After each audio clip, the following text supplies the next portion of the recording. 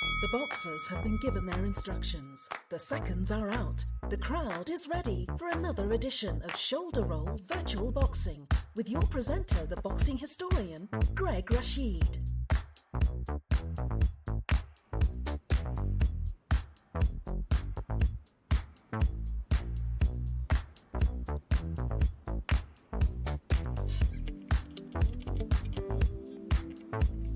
Well, I want to say swaddy krop to everyone out there listening to the program today, and swaddy krop for those who are new to the program who don't know.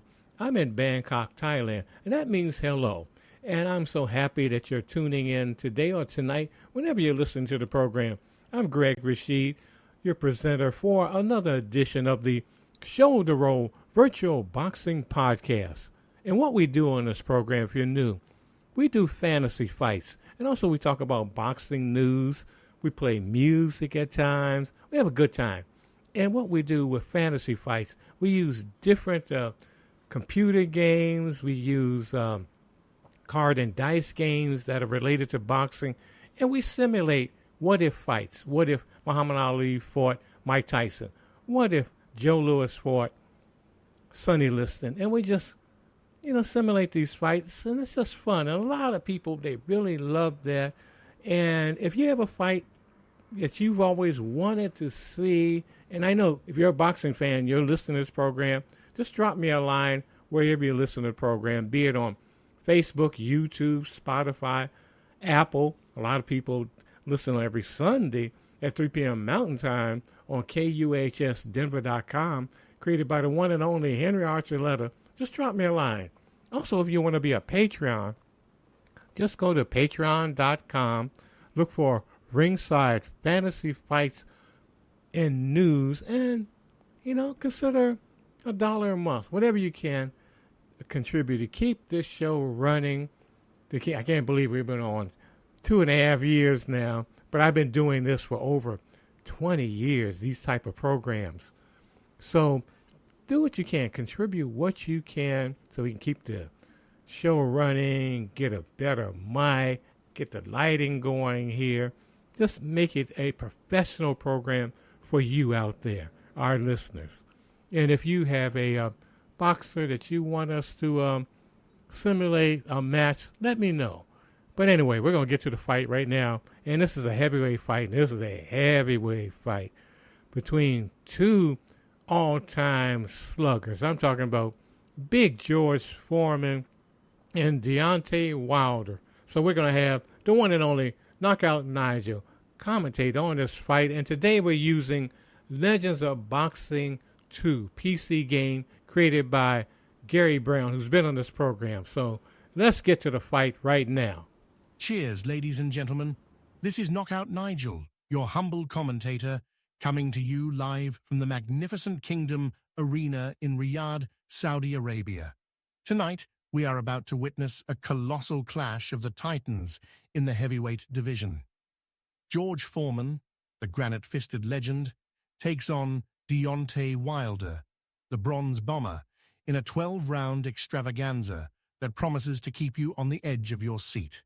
Let's delve into the extraordinary histories of these two gladiators before the opening bell. George Foreman, a man whose fists have built empires, first burst onto the scene as the 1968 Olympic gold medalist in Mexico City. With his awe-inspiring power and relentless style, he laid waste to the heavyweight division in the 1970s, claiming the world title by annihilating Joe Frazier in just 2 rounds. After a shocking defeat to Muhammad Ali in the iconic Rumble in the Jungle, Foreman made an improbable comeback in the 1990s, regaining the heavyweight crown at the age of 45. And what can we say about Deontay Wilder? Hailing from Tuscaloosa, Alabama, he has proven himself to be the most fearsome puncher of this generation. With 42 knockouts in 43 victories, Wilder's explosive power is the stuff of legend. Though he's tasted defeat, Wilder remains a dangerous predator, always one punch away from ending a fight. So, we have Foreman, the indomitable tank, and Wilder, the human dynamite stick. Buckle up, folks, because this is going to be one for the ages. And I hear this Riyadh bubbly is one for the ages. Let me take a sip of it. Oh my God, what is this? What, my good man, you say this bubbly is made with camel hair? Oh my God, I think I will pass on this bubbly. Anyway, here we go, and there's the opening bell. George Foreman in the red trunks, Wilder in the black and gold. The atmosphere here in Riyadh is absolutely electric. Foreman takes the center of the ring, towering like a colossus, while Wilder circles cautiously on the outside. Both men seem intent on feeling each other out, and why wouldn't they? With this much power in the ring, one mistake could mean lights out. Foreman extends that iconic pouring left jab, probing and measuring. Wilder, light on his feet, mirrors the movement but remains at a safe distance. Neither man is committing fully yet. A faint murmur of anticipation sweeps through the crowd as Foreman steps forward, throwing a slow but menacing jab. Wilder evades it with ease. Wilder flicks out a tentative jab of his own. It's almost like they're trying to solve a riddle, each searching for the key to unlocking the other's guard. Oh, Wilder attempts a hard left, but it sails harmlessly past Foreman's head as the big man sways back effortlessly. The crowd applauds the effort. Foreman responds with a lumbering left hand that misses by a mile as Wilder dances out of range. And there's the bell. Not much action in the opening stanza, but the tension is absolutely palpable. Both fighters seem to be biding their time, waiting for the perfect moment to unleash the storm. I desperately need a mint for my mouth. That bubbly was awful. I will see if one of the ring card girls has a mint as we begin round 2. The second round begins much like the first, with both men keeping their cards close to their chests. Foreman inches forward like a glacier, while Wilder bounces and pivots ever the gazelle. A jab from Foreman, blocked. Wilder throws one in return, also blocked.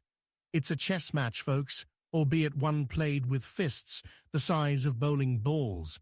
Now here comes Foreman, pressing Wilder to the ropes. The pace remains measured, but you get the sense that something's brewing. Foreman steps in with a wide left hook. It's wild and off the mark. Wilder, quick as a flash, slips away to the center of the ring. You can hear Foreman's corner shouting instructions, urging the big man to cut off the ring more effectively. Wilder lands a glancing jab to Foreman's midsection. Nothing too damaging. The crowd is starting to grow restless, waiting for that one moment to erupt. And there it is. Foreman bullies Wilder into the near ropes again, throwing a monstrous left, but he whiffs entirely, and Wilder counters with a sharp right to the chest. And the bell sounds before either man can mount a significant attack. Thank you, Linda. This kind ring card girl has provided me with some mints. Thank goodness. I have to get that taste out of my mouth of camel hair. The tension in the Kingdom Arena could be cut with a knife as we enter the third round. Once again, the fighters come out cautiously, like two gunslingers circling in the dusty streets of an Old West town. Foreman continues to press forward, his jab acting as a slow-moving battering ram, while Wilder dances on the periphery, looking for an opening. Wait a moment. Foreman throws a left jab, followed by a right cross. Both miss. Wilder steps in with a feint, but Foreman isn't biting. Now they're back at the center of the ring. And oh my! Foreman lands a left hook to Wilder's temple. Wilder is down. He's sprawled on the canvas like a felled tree. The referee begins the count. 1, 2, 3. Wilder rises. He looks shaken but determined. The Saudi crowd roars in approval. Now Wilder initiates a clinch, wrapping up Foreman to buy some time and regain his composure. The referee separates them, and we're back at it. Foreman is on the hunt, stalking his prey with calculated patience. But Wilder isn't out of this yet. Wait, what's this? Wilder unleashes a thunderous straight right, Foreman's down. Foreman's down. The referee counts 1, 2, 3, 4, 5, 6, 7. Big George clambers to his feet, looking stunned but steady. And there's the bell to end what has been an absolutely thrilling round. It was only a matter of time before these power punches would explode. The fireworks have begun now in this fight. The fourth round is underway. George Foreman strides out confidently, clearly buoyed by his knockdown in the previous round, but he's also aware that Wilder packs dynamite in his gloves. Deontay Wilder, for his part, appears focused despite the swelling storm, both literally and figuratively, bearing down on him. Foreman begins by pressing forward, throwing measured heavy jabs that force Wilder onto the back foot. Wilder responds with flickering jabs of his own, aiming to keep Big George at bay. But wait. Foreman lands a stiff jab, square on Wilder's left eye. And oh dear, that's opened up a nasty cut above the eye. Blood is starting to trickle down Wilder's cheek, and the ringside physician might be keeping a closer watch from now on. Wilder seems slightly more hesitant as Foreman zeroes in on that injured eye. Foreman, the consummate predator, throws another jab, followed by a looping right hand, but Wilder deftly ducks under it and counters with a quick jab to Foreman's chest. The pace picks up in the final minute of the round, with both men exchanging heavy shots in close quarters. The bell sounds, and while Wilder is still standing tall, it's clear that Foreman's power is beginning to exact a toll. Foreman has a very underrated left jab. I dare say it is one of the best in heavyweight boxing history, up there with Muhammad Ali and Larry Holmes. As the fifth round commences, George Foreman looks as though he's found his rhythm. Wilder, however, is still very much in this fight, his explosive punching power a constant threat. But here comes Big George, oh my goodness, another punishing jab from Foreman, and now Wilder's nose is bleeding. That jab is like a wrecking ball, hammering Wilder every time he tries to set his feet. Wilder circles to his right, his back skimming the ropes as he throws a combination of jabs and straights, but Foreman absorbs them with an almost casual demeanor. Foreman steps in and delivers a thunderous body shot with his right hand, and you can almost hear the air leave Wilder's lungs. Wilder retaliates with a sharp left hook, catching Foreman on the side of the head, but Big George shakes it off like rain on a windshield. The crowd in Riyadh is firmly behind Foreman now, sensing that the veteran is beginning to take control of the fight.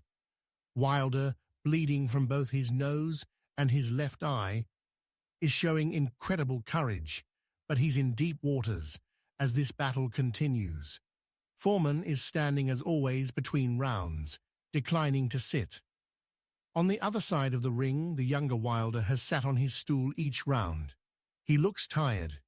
His corner is working on his injuries. We're into the sixth round, and the tide seems to be shifting decisively in George Foreman's favor. Wilder comes out looking to reassert himself, bouncing on his toes and throwing snapping jabs. But oh, Foreman steps in with a crushing left jab, and Wilder's left eye is now swelling shut. It's a gruesome sight as the damage begins to mount for the bronze bomber. Foreman smells blood in the water and begins to walk Wilder down with relentless pressure. Wilder tries to create distance, circling and flicking out jabs, but Foreman cuts off the ring masterfully, cornering his opponent near the neutral ropes. The big man unleashes a short, chopping right hand that lands cleanly on Wilder's temple, causing him to stagger slightly. Wilder clinches, desperately trying to buy time, and the referee steps in to break them apart. As the round winds down, Wilder manages to land a flashy combination, jab, jab, straight right. But it's not enough to deter Foreman, who seems utterly unshaken. The bell rings, and Wilder walks back to his corner, looking battered but determined. Foreman, meanwhile, remains the picture of composure. The ring doctor is looking at Wilder's left eye. It is becoming a ghastly sight. And now we enter the 7th round, and both fighters are clearly feeling the effects of this grueling contest. Foreman's pace has slowed, his chest heaving as he trudges forward. Wilder is in no better shape. His movement is labored, and the swelling around his left eye is worsening by the second. The action in this round is notably slower, as both men spend much of the time clinching and leaning on each other. Foreman throws a few heavy hooks to Wilder's ribs in the clinch, but they don't seem to carry the same venom as earlier. Wilder, for his part, is focusing on survival, wrapping up Foreman whenever he gets too close. The Saudi crowd is urging both fighters to pick up the pace, but fatigue has clearly set in. It's a gritty, grinding round that showcases the immense willpower of both men. As the bell sounds, there's a palpable sense that both pugilists are running out of steam. Foreman is still not sitting down. Despite being obviously tired, he remains standing. In fact, he is bouncing in place on his toes. Big George is trying to revive up his energy cells. The 8th round is underway, and you can feel the tension in the Kingdom Arena reaching its zenith. Foreman, perhaps sensing that the end is near, comes out with renewed purpose. Wilder, on the other hand, looks worse for wear, his left eye nearly swollen shut and his legs unsteady. Foreman steps in and lands a clubbing left hand that staggers Wilder. The bronze bomber is in serious trouble as he stumbles backward into the near corner. His knees are buckled, and Foreman smells the finish. Big George unleashes a barrage of punches, lefts, rights, one after another. Wilder is doing his best to cover up, but the punches are raining down like a monsoon. The referee is hovering nearby, watching closely. Foreman lands a thunderous right uppercut, followed by a looping left hook, and Wilder is now completely defenseless. The referee has seen enough. He steps in and waves it off at 1:08 of the 8th round. George Foreman is declared the winner by TKO. The crowd is giving Big George a standing ovation. What a legend, what a champion. Foreman is leaning over the ropes to address me. Why, thank you, George. He has promised to give me a gold-plated special George Foreman grill that can also make bubbly. Such a wonderful gesture. I will now return you to our Bangkok studio. This is Knockout Nigel. Cheers. Well, I hope one thing it doesn't grill is camel hair. But anyway, hope you enjoyed that fight today between Deontay Wilder and George Foreman. I could see that happening. If there was a time capsule to bring those two together, it would be exciting. It would be an exciting fight. But right now, we're going to switch gears. We're going to do something new with Jessica, our martial arts champion. And she's going to, every now and then, she's going to have strange stories, unusual stories, funny stories from the world of combat sports. And she's going to do one on boxing and then one on mixed martial arts. So take it away, Jessica. In 1989, Steve McCarthy was getting the best of Tony Wilson. Right before the ref was going to stop the fight, Wilson's mom climbed into the ring and started beating McCarthy with her high-heel shoe. During the commotion, McCarthy left the ring, assuming he got the win by DQ. However, no decision was made by the ref, and since McCarthy left the ring during the match, Wilson was awarded the win. At UFC Fight Night 21, moments after Roy Nelson and Stefan Struve went out to the cage, there was a lighting malfunction in Bojangles Coliseum in Charlotte, North Carolina. The arena went black, and the focus of each fighter was redirected to the situation at hand. Nelson and Struve, already sweating from their pre-fight warm-up, were suddenly standing without the heat of the lights as they stood shivering in their fighting attire. Struve was never in the fight for a second and was knocked out 49 seconds into the first round. Whether that had anything to do with the distraction or not is debatable, but the situation itself was rather awkward. Thank you so much, Jessica, for those stories. We're going to have more of those on here. We'd like to try different things on here from time to time. But again, we're going to get out of here right now. This is Greg Rashid. And before I go, I want to say, if you want to be a promoter, just go to wherever you hear this program, Facebook, YouTube, Apple, wherever you're listening, Spreaker, wherever you're listening, and just drop me a line. There's so many other folks have done all over the world, which is really incredible. So I want to thank those folks.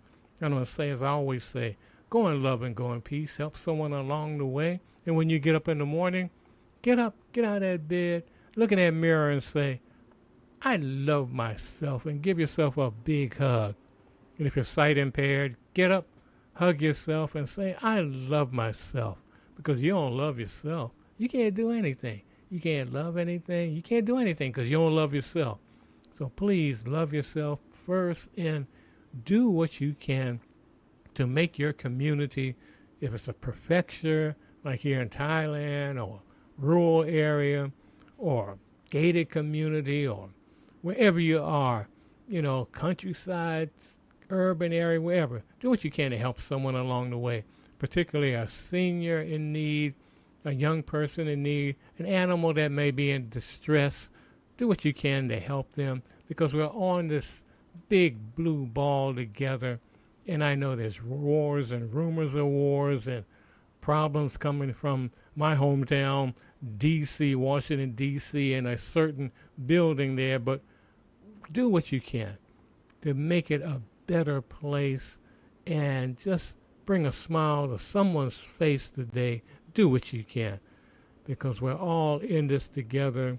And just keep yourself clothed in just peace and understanding. And whatever your faith is, just cling to it, whatever you can do. But anyway, this is Greg Rashid. Go in love and go in peace. We'll see you next time on the Shoulder Roll Virtual Boxing Podcast. Thanks for tuning in. Please remember to like, comment, share, and subscribe to this channel. Thanks and have a great day.